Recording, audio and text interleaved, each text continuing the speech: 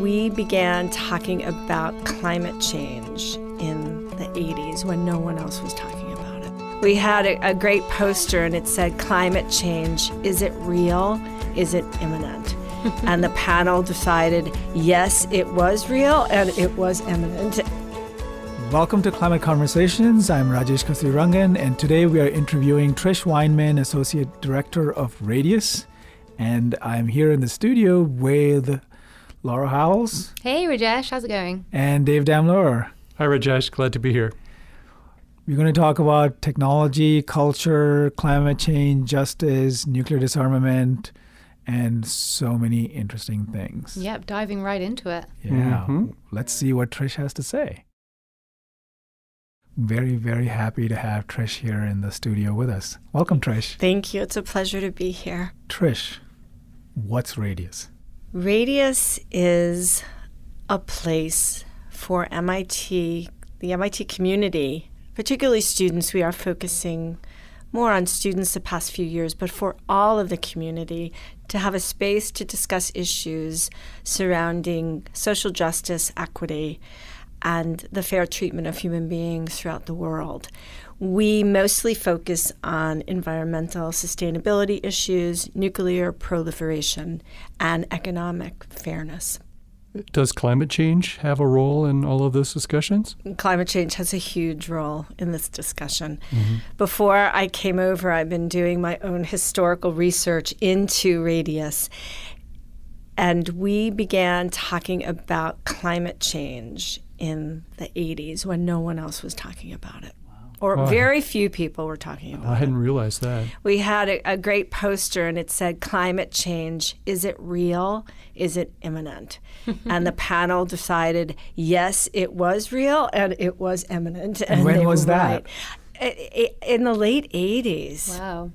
Yes. I think that's when James Hansen was starting to, from NASA, was starting to make public statements, and people were really starting to wonder. And it was still a big question. Many people said, no, we'll be fine. I love Kerry Emanuel's story. Kerry has spoken for us a number of times. He talks about his own story where at first, for a long time, he said, no, we're fine. This is all exaggerated. And then he looked at the numbers, and he's a brilliant man, and he looked at the science, which tells no lies, and said, okay, something is happening. Nice. And so what got you involved in Radius in the first place, and what sparked your interest in that? I was beginning graduate school in opera production and direction and needed a job. And a friend of mine worked here at MIT, and she knew I was very passionate about political issues. I would say I was woken when I was a teenager. I had the most phenomenal American history teacher, and he changed my life. Wow, wonderful. Where was that? This was on Long Island in New York. I grew up in a very traditional Catholic household. I would say my father was conservative. My mother never talked about it. So I believe they probably voted against each other in every election, but never talked about it. And I realized that there was more out there. And Mr. Cook, my history teacher, opened my eyes. And I thought, all right, there's a lot going on out here. That got me started on, I would say, social justice issues, and also thinking about how economic injustice affected not only Americans, but the rest of the world. So how have things changed since you started at MIT and now in terms of the kinds of issues that people are talking about, or you're encouraging people to talk about? For all the years I've been here, I feel I've been incredibly fortunate and blessed to work with the Episcopal chaplain. Radius comes out of the Episcopal chaplaincy, and people are sometimes surprised about that. I would say it's the secular part of the ministry. However, the Episcopal Church's mission is for social justice and the equitable treatment of all human beings, and that's how it aligns perfectly. The people with whom I've worked over the years have been inspirational. I've worked with 4 different chaplains through this time. So have the issues remained the same? Have they changed? They've gotten worse. That's not the answer we were looking you didn't for. want that answer. I'm sorry. Since I started as a graduate student, I needed a job. My friend said, you should meet the Episcopal chaplain. He's looking for a part-time person who can do programming and maybe take on even more responsibility. And I met Scott Paradise, who was a visionary in every sense of the word, and saintly as well. An amazing, amazing human being. I went in for my interview, which it turned into a 3-hour conversation. Nice. And we knew that this was the place for me. And that's how it all began. Scott was looking at that time all about social issues, equity issues, economic, where would jobs go. We did a program on technology and employment 28 years ago. We were looking at issues then. Very ahead of the time. Way ahead of time. We always talked about the environment. Scott always talked about sustainability issues. Interesting you say that. Just this week, there's a conference at MIT on AI and the future of work. So, although if you look at their program, much of it is about how to leverage AI with your marketing and your business. We are planning a program in the spring that looks at AI and employment in the direction of what will be equitable, what will be fair, what will happen to people who aren't prepared for a technological job. That's great. Fantastic. Very encouraging to hear that. Yes, yeah, we're excited about that program. So I feel like our listeners will really benefit from how does Radius understand technology and its impact on society? Like what is Radius's theory of technology? If you look at our subtitle of our logo, it's Radius, bringing ethics to the center of technology and science. We've always encouraged not only students, but hope that faculty as well would look at their research in a larger realm, in a global sense. Yes, making drones is a really cool, technological, fun thing to work on. However, if you don't think ahead of what those drones will be used for, then we start to run into big problems. And it's the same thing with AI. I don't know if you know Max Tegmark. He's a brilliant physicist here. He has a new book out. And he talks about the fact that we are not thinking about what AI means for the future of all of us. It's a really cool thing, and it keeps getting pushed out further and further without reflection. So back to your question, feels like a long time ago, about what we do. We afford people the space to reflect. And that's what it's always been about, to take some time and stop and reflect. It's like a meditation on technology, Yes, right? yes. And do you find that off the back of these meditations and these discussions, is that action? That's a great question. For so many years, we had these amazing programs, and I would sit in the back and get more and more depressed. And I thought, we have to do something about this. Yeah, sure. We dump all this depressing information at people, and then you're paralyzed.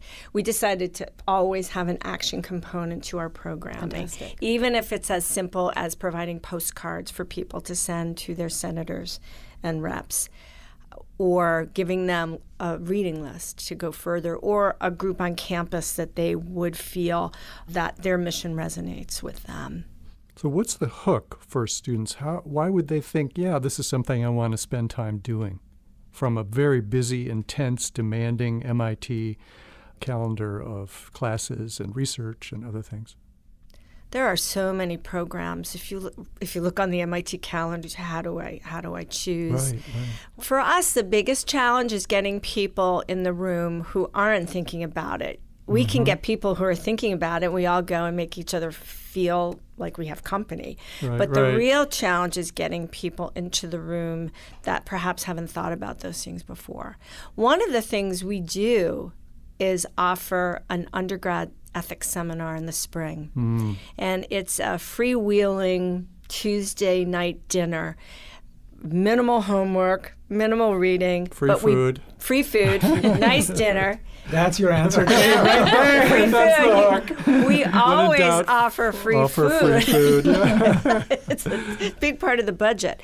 We offer this seminar through the philosophy department, and we talk about ethical issues in your life. So some of them are huge, like climate change. Some are simpler, as what kind of water am I drinking? Am I buying bottled water? Why? What does that mean for cultures and societies in India, in Michigan, in Oregon, when water supplies are being depleted by Coca-Cola? Those kinds of issues. Where do your clothes come from? Should I eat meat? Should I only eat it once a week? Those kinds of questions start to get them thinking. Mm-hmm. And is there a moment when people click, or is it an ongoing process? Like, it reminds me of, Paul's conversion to the Christian faith, right? So how does it happen? It's, I would say, a slower process. And Okay. I think we're also very shy to admit that you've had this huge revelation. It feels very courageous to say, whoa, wait a second. I've just had this thought.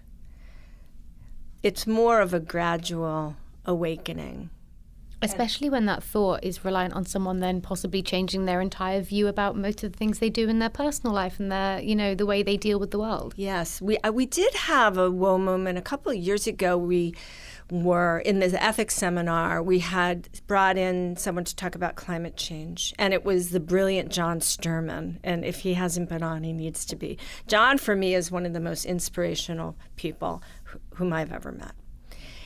He not only talks about climate change, and he and his graduate students have created these incredible models where you can instantly see, all that stuff, what will happen if we bring it down to this now, and what if India does this and China does that.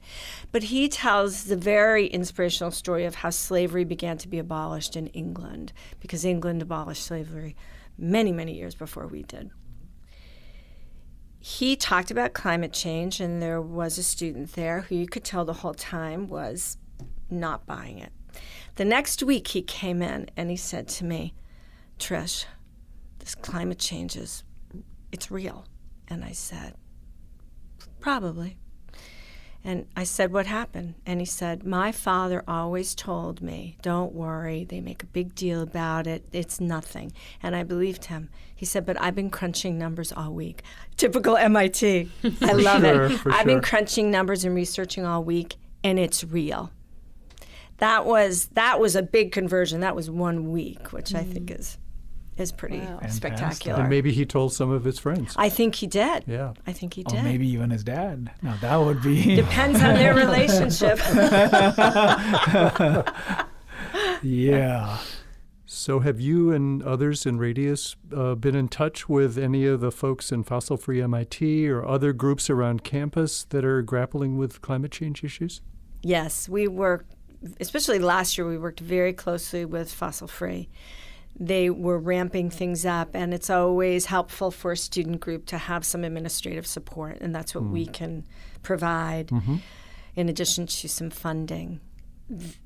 Almost a year ago now, there was the dinner conversation. It was ethics of climate change, yes. and Walker was full.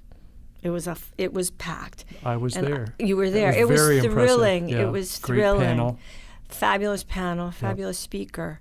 What I loved about Fossil Free is that they began to look beyond the climate change issue and looking into justice issues, justice and the environment. So last semester in the spring, we co-hosted with them a number of programs that looked at the injustice that goes along with environmental degradation.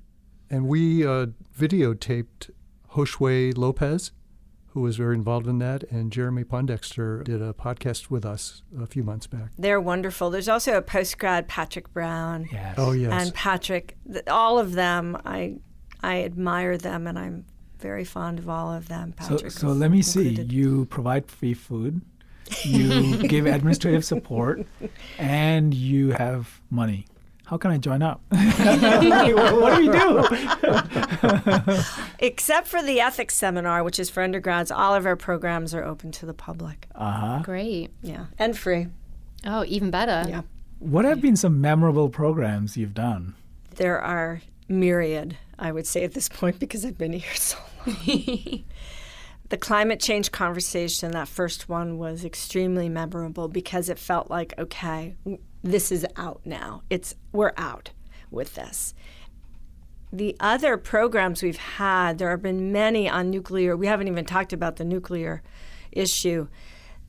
Radius has been examining these issues since it started. Where are we going? Nuclear proliferation. Some of our board members, someone like Philip Morrison, he was on our steering committee for as far as I'm concerned, forever until he passed away. And he worked on the Manhattan Project. After that, he did everything he could to stop the proliferation. He knew that we were going in the wrong direction. And other programs, we've brought, and this is before my time, but union workers, auto workers, to talk about what was happening to unions, because even then, even 30 years ago, unions were starting to be weakened. It had begun. And we've done a lot of programming on corporate influence, both in politics and the way people think. Mm-hmm. Any connections in that regard to climate change at the Institute? You can't help but make those connections. I think if you look at international corporations and how they're influencing everything that happens, it's breathtaking. Mm-hmm. It literally takes away your breath. Sure. Yep, and then they'll sell it to you for a price, right? Mm-hmm, mm-hmm. You know, you said that you are looking at students as your primary constituency. They're young, they have a long life ahead, and yet these are some of the biggest issues and challenges that they will face, and it'll be, sadly, their lot to endure that. How does Radius approach that issue? I think it's important. You brought up before the issue of action and how to feel empowered to take action. That's why I love the fossil-free movement at MIT, because they host their weekly dinners, they host programming. There were many demonstrations in the spring, and they helped organize all of those, get people to Washington, or at least make sure we would feed them bagels and get them down to the Common. Those kinds of activities where you feel like, all right, we can do something. Otherwise, you look at facts alone and you become overwhelmed and paralyzed. But to join forces with other people and say, we can make a difference. So really creating avenues for agency, I guess you might call it, something like that. Yeah. Mm-hmm. So what does the future of Radius look like to you? What do you want to see going forward? I would love to see an increasing reach, or at least our community with students, to know we're there for them, to help in any way. I also mentor a small group of students who are working on nuclear issues. That is a way to help them, first of all, let them know that there are people here who care, and people who are willing to say, yes, there are issues, and they are going to affect you, and we're here to help in any way we can. Mm-hmm. Do you sometimes create connections or networks with faculty or researchers or anybody else in the MIT, alums in the MIT community? I think those connections start to happen naturally with people in the room. That happens quite often. And I love bringing in people for the ethics seminar. We have almost every week we have a different speaker, and that also creates connections. I brought in a friend of mine to talk about racism. The title of his talk is, and he has a TED Talk talking about race with truth and dignity. And making that connection for the students, that's a voice that they're not probably going to hear. David is executive director of Arts Emerson. He was a former student of mine, an opera student. And to make that connection, the students were thrilled to meet him, but also be able to follow up with him on questions they had on how they could approach talking about racism. That's fabulous that you're giving the students that access that they might not otherwise have. And it's someone like John Sturman, he comes every year to class. He's there for those students. Fantastic. So we've talked about technology, we've talked about justice, and we also know that you have an interest in the arts. So how do the arts help bring technology and justice together? I think one of the most powerful avenues to reach people, to communicate on a level that perhaps words can't, you can do through the arts. And I'm not a visual artist, so I can't speak to that. But I was trained as a pianist, and I am an opera stage director. And as my role as an opera stage director, I'm a storyteller, and communication is the most important part of that job. The arts have the advantage, again, of being able to cross certain borders that otherwise you wouldn't be able to and express things. For instance, I'm involved in a production that's happening in January, and it's not about technology, but it's about another justice issue. It's about the trans experience. And the way the opera is written, it's called As One. The music itself helps you learn about the character, the sense of the music. And then seeing the characters, it's two characters, male, female, before and after Hannah, after Hannah. You get in under the skin of that person and can experience it in a way you're transported. It's different than books or literature. I'm a huge reader. Literature does that as well. Any good storytelling does that. But there's something magical about adding music. Music adds this layer that goes into your heart and touches you, and it resonates. So you say, I am part of that human story. And I feel like that's what's missing in so much of our lives is connection, empathy, being in a room together and experiencing something and having the spaciousness to do it. And that's what the arts can do. Don't you feel like technology these days is making it worse? Meaning that the screens that are in front of us are actually making it harder for us to be in the same room together. Even when we are physically in the same room, we are often mentally in separate, like little containers. On our devices or whatever. Yeah. Yes. We are co-hosting a dinner workshop next week with the Public Service Center and D-Lab. And it's going to be helping students who are interested in going out or already involved in development somewhere in the developing world or even in places in our own country. The workshop is about power and feeling that balance of power. You can't share power unless you're listening. And this is about being in a room with people and truly listening. And we are distracted. We are on those devices constantly. Part of the workshop is going to be a listening exercise that I've gotten help with from a speaker we had last year, Peter Grossenbacher, a professor in Colorado. It was a very moving workshop he gave about listening, that we don't take space. And we're afraid of silence, so that if there is conversation, you start talking. Or you give up and go on your phone. Sherry Turkle has done extensive research on that, and she spoke for us last year. Alone Together. Alone Together. It's a great book. It's a great book. Yeah. And I've developed my own exercise for reminding myself every time I interact with someone, I'm buying coffee, or I'm in the grocery store, whatever it is, I make sure I make eye contact with that person. Because I realize not so much that maybe I was on my phone, but heads are down, packing groceries, getting everything done, putting your credit card in, and you say thank you, but you never, I realize I was sometimes never making eye contact with that other person. That's my new discipline. I think that's a fantastic way to approach things. It's easy to do, but it's You have to be conscious of it first. Yes, it's the so awareness easy to be has unaware to be there. of that. Yes, Yeah. I feel like we're all walking around completely unaware. Well, and also we're demonizing the other people. Whatever opinion, you disagree with me, you're a bully, or you're terrible, or you're awful, instead of trying to engage with that person and figure out what connections we might have and around which we could have a genuine and deeply felt conversation. Yeah. It's harder and harder these days, I think, to do that. It is. This semester we're co-hosting. I only consider myself a host for this class because Justin Koo, who's a brilliant philosophy professor here at MIT, is teaching it.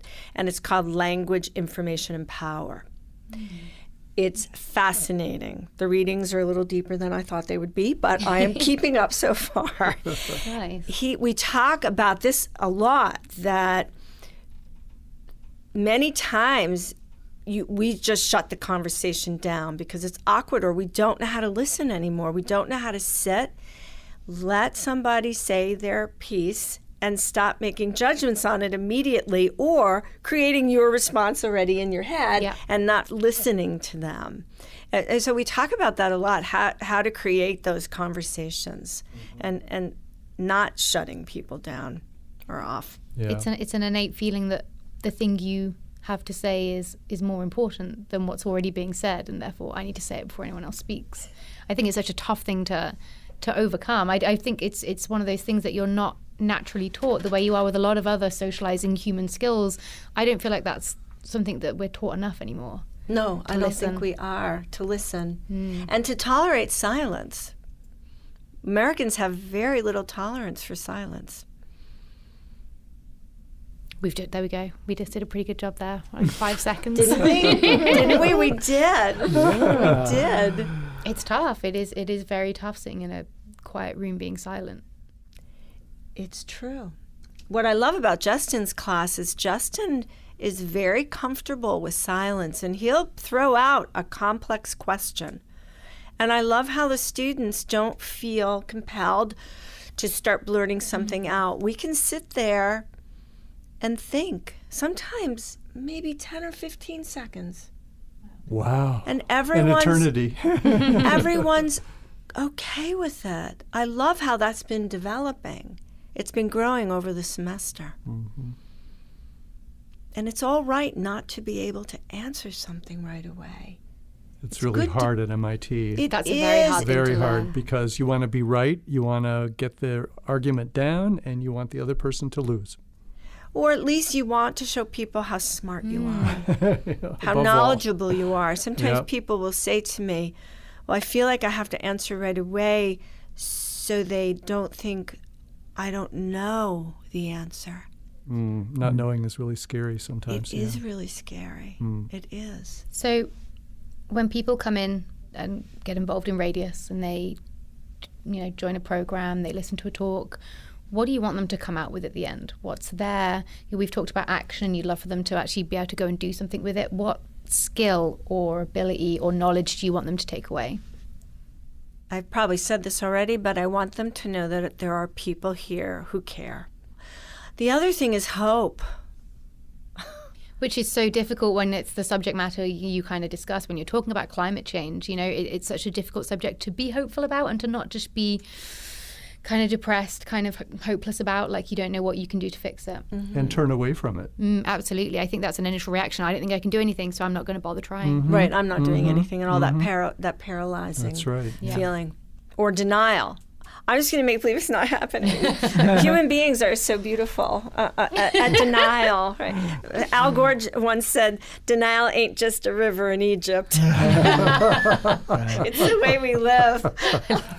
You can't get by without some denial, but at one point you really have to face it. Yeah. We always end with a magic wand question.